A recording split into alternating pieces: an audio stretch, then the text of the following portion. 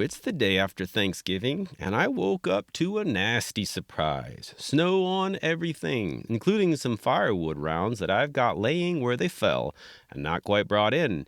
Not to mention that the pipes under the house still need to be wrapped in insulation before winter sets in too brutal like.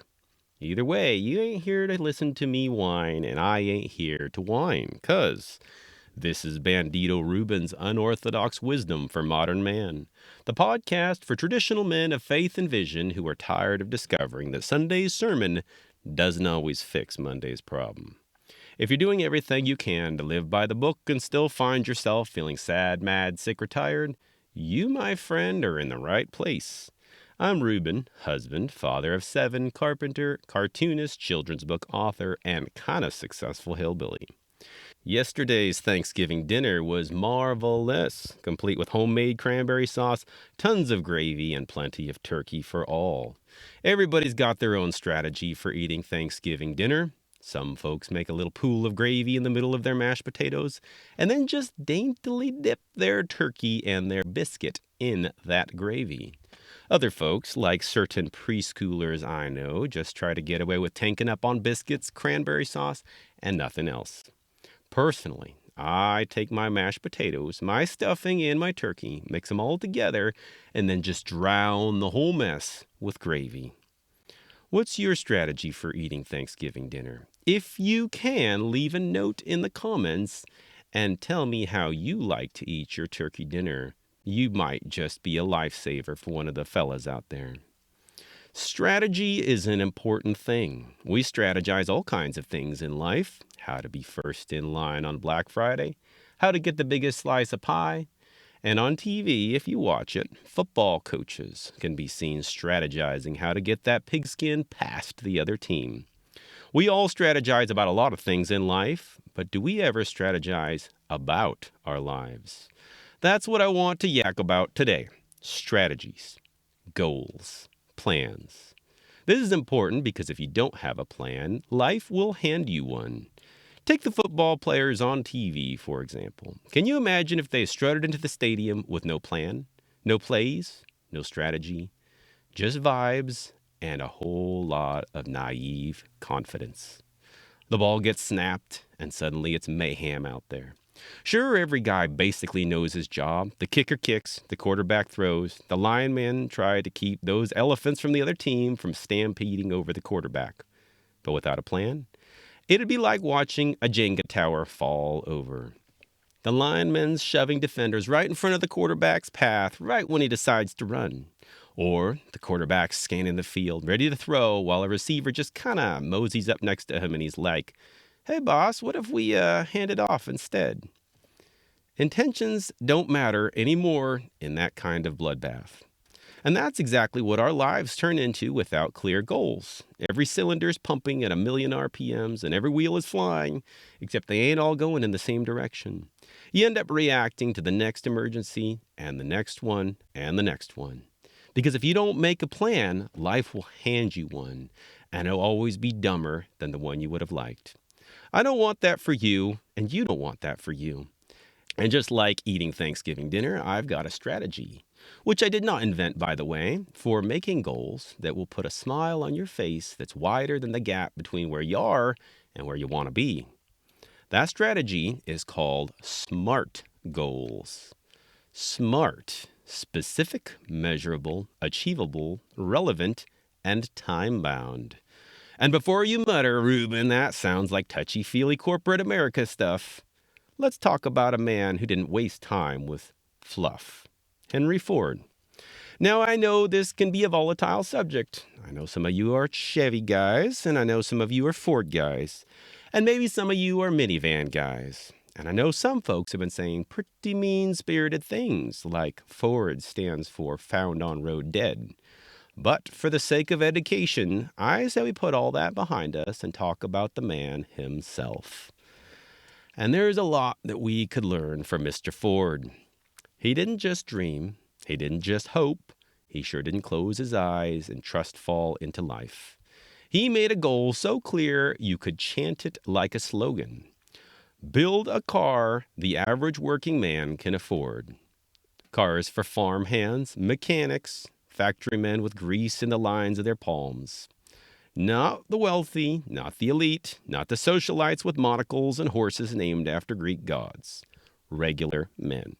And he built his entire plan around that one specific mission. So I want to show you how smart goals made Henry Ford so ridiculously famous and wealthy that he would be worth $200 billion in today's money. He was able to offer his workers double wages what they would have gotten elsewhere, and ended up producing nearly half of the U.S.'s B-24 bombers in World War II. They could actually build one of those puppies in just 63 minutes. So this is how Ford used them smart goals. Specific. Like I said before, build a car the average working man can afford. A lot of guys say things like, I want to improve my life. I want to be comfortable. I want to be secure. I want to have plenty of money. I want to have a happy family. Okay, that is cool. Improve what about your life, though? When? Why? By how much? Or you say you want to be comfortable. What is comfortable to you? Is it living in a cozy new home in a nice suburb? Is it sitting on a brand new couch? Is it getting over your back pain? Or you want plenty of money. What's plenty of money? Is it earning $5,000 a month, or is it having $1 million in the bank? What's a happy family look like to you? Does it mean that everyone's got something to do, all the kiddos staring at their own screens so mom can have some peace and quiet? Or is it laughing together over a board game? Or is it sweating and bleeding together out on a ranch? You gotta be specific. Ford was specific, and he didn't say, I want to rethink the future of transportation. No. He said, a reliable, affordable car for working families. That's specific. That's something that your nervous system, your brain, your subconscious can actually grab. Because specific is how precise your aim is. Unless you're firing a shotgun, who here is confident they can hit a tin can while firing from the hip? Not me. If you want to hit anything, you need a precise, specific aim. Without aim, you're basically wandering through life like a dog, enthusiastic, flexible, and willing to chew on anything that gets thrown their way. Except, unlike a dog, who's usually not too picky when it comes to the taste department, I'm pretty sure that deep down you've got something down in your guts that you want. Something that is beautiful. Okay, the next part of a SMART goal is it must be measurable.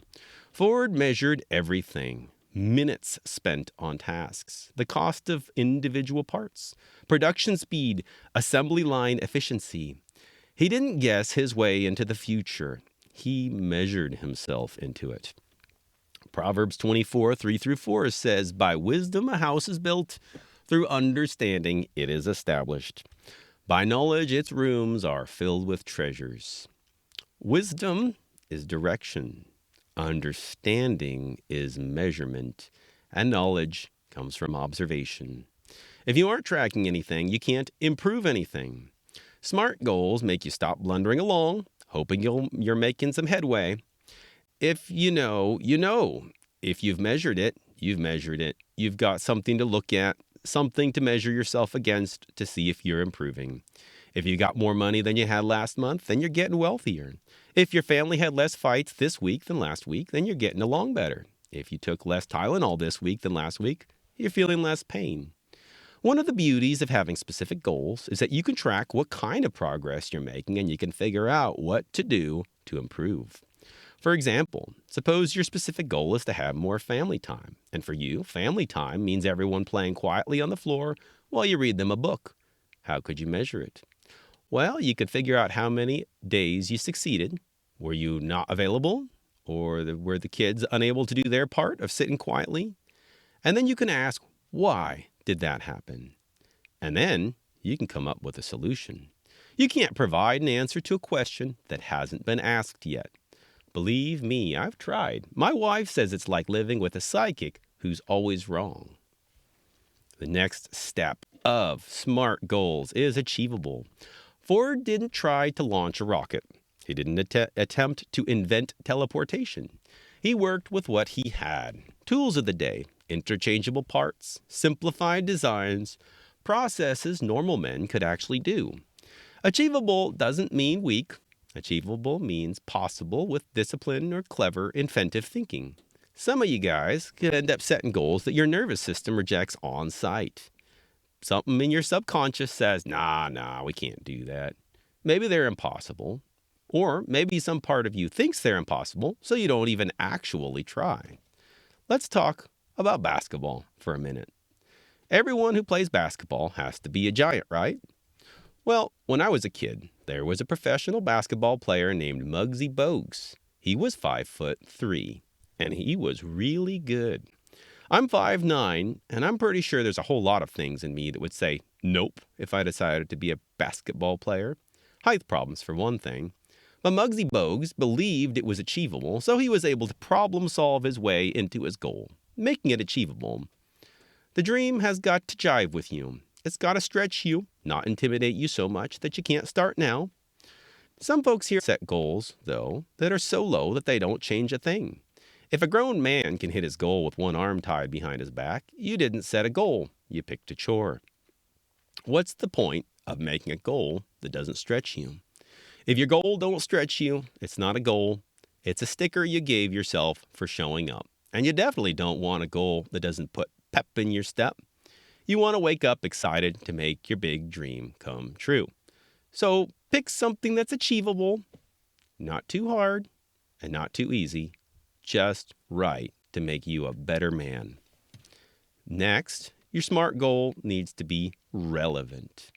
Ford's goal was not random. It fit his mission, which was to serve working families by bringing them the benefits of the automobile. A lot of men, and I say this from experience, set goals that don't matter to them, thus making them as irrelevant as my opinion about the color of Donald Trump's tie. Goals someone else told them to chase. Are goals meant to impress people that they don't really respect? Or goals that help them avoid the real problem? Or goals that sound practical but really don't excite anyone? Sirach 37:16 says, "Let reason go before every enterprise and counsel before every action." Relevance is alignment. Goals that bless you and your household, not your ego. Not so people who don't have a dog in this fight can pat you on the head and say, "Good boy." No, it's got to be a goal that's relevant for you and the people you love. I know that somebody could accuse me of encouraging fellas to be selfish by telling them to pick a goal that lines up with who they are and who they want to be. But I know that deep down, you fellas ain't selfish. You want enjoyable work that scratches that itch, work that rewards you fairly or maybe even abundantly so that you can take good care of your loved ones, enjoy this beautiful life God has given you, and make the world a better place. And you might need to take some risks or make some folks uncomfortable to get there. Cutting some grocery money, putting in a few extra hours, turning off the TV, canceling your internet. It might also include making some personal sacrifice. If you want more romance time, for example, maybe you need to cut some of your spending on you so you can give to her. Because the fact is, a generous man is also an attractive man. And that's an important side note because you can live by those words. Time-bound. Ford didn't say, "I'll get the Model T done eventually." No, he had daily quotas, weekly adjustments, monthly cost targets, yearly expansions. Time limits create urgency. Without deadlines, the human soul wanders like a goat, or like a woman with a credit card at Walmart. Proverbs 21:5 says, "The plans of the diligent lead surely to abundance." SMART isn't about perfection, it's about diligence, daily movement, and real timelines. So here's the truth. You can love God, you can pray, you can read scripture, you can have good intentions, but if you aim at nothing, you're going to hit it every single time. Proverbs 29 says, "Where there is no vision, the people perish." Not passion, not vibes, vision. Some of you realize, man, I don't even know what I want. That's probably most of us. We don't think nearly as much as we think we do. What we call thinking is actually just watching traumatic reruns in our heads. Same old worries, same old arguments, replaying old conversations, etc., etc. That's not thinking. And when we do think, it's usually projecting something stupid into the future. Oh man, it's going to be so bad if I get laid off. Or projecting something stupid onto somebody else. Oh man, I bet they're just waiting to criticize me. So we got to think, actually think. Turn off the radio for a change and just daydream. What would a totally normal day in the most awesome life you could imagine look like? That's what I've been told to do, and it's a pretty wild thought experiment, and it's pretty fun too. That can be your starting point. Don't make goals based on the man you are today. Make goals based on the man God is forming you into, that He's inspiring you to become. Get your vision first, and then make your smart goals. Smart goals aren't corporate nonsense. They're not self-help fluff. They are a time-tested and well-proven method to use God-given resources to the best of your ability. Focused diligence, masculine clarity. These are the same tools that Ford used to transform an industry, the entire country, and pretty much the whole world. And in case you were a real faithful dude and you think that this seems a little carnal, I sure like this quote from a famous Spanish saint. Pray as though everything depends on God. Act as though everything depends on you. If everything depends on us, it only makes sense to be smart about it. Smart goals give your actions structure. Prayer gives your steps power. Now, just in case you're still wavering about whether or not you want to get elbow deep in this smart goals thing, let me tell you how a man named George Washington Carver used smart goals, before they was called that, to invent the following. Over 300 peanut-based products, probably including the PB&J sandwich, 118 sweet potato inventions, dozens of ways to restore ruined southern farmland, breakthrough crop rotation systems that helped whole regions get back on their feet, and he did it all with nothing but faith, notebooks, discipline, curiosity, and a lab full of secondhand equipment that nobody else wanted. Carver wasn't just lucky, and he wasn't struck by one big aha moment.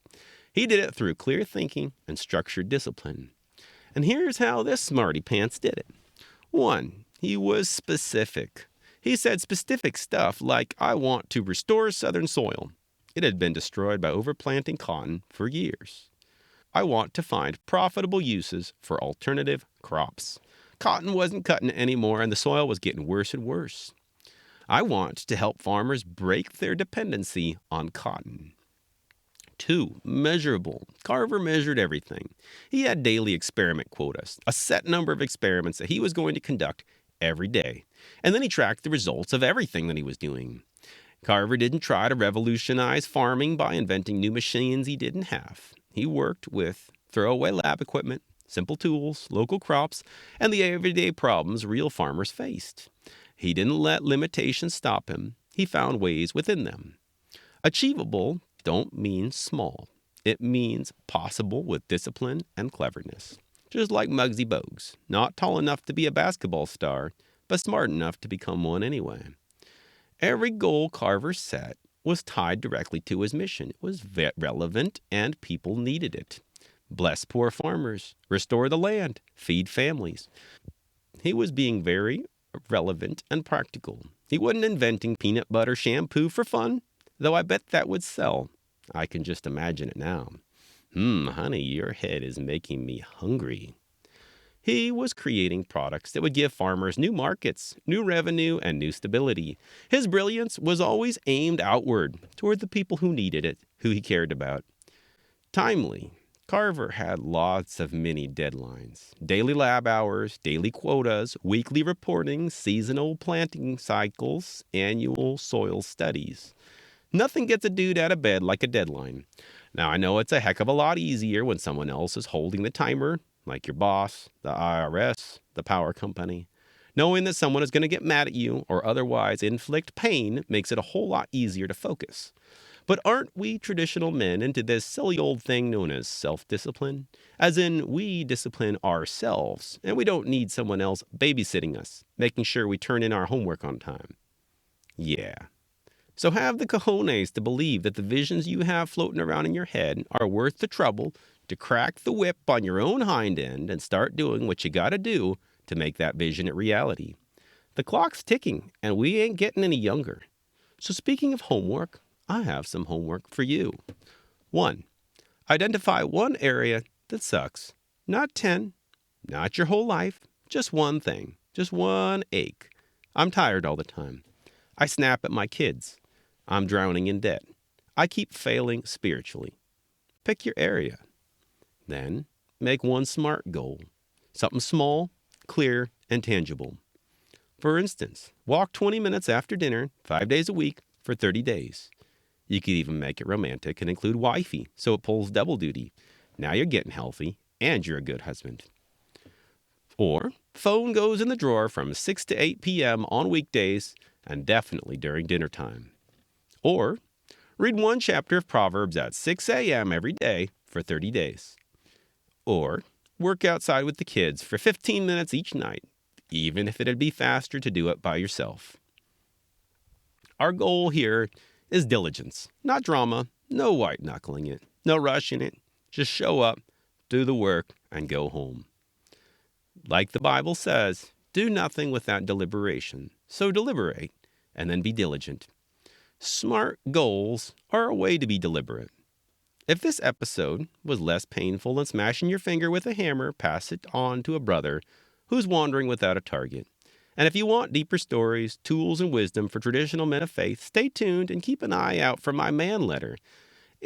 I'm still working on what it might be. It might be like an email version of all these outhouse musings that I'm recording here. Or it might just be some relevant comic strips that go with what we've been talking about. Anywho, that's all for today. Go set one clear goal, aim, move, and let her rip. You got this, boss.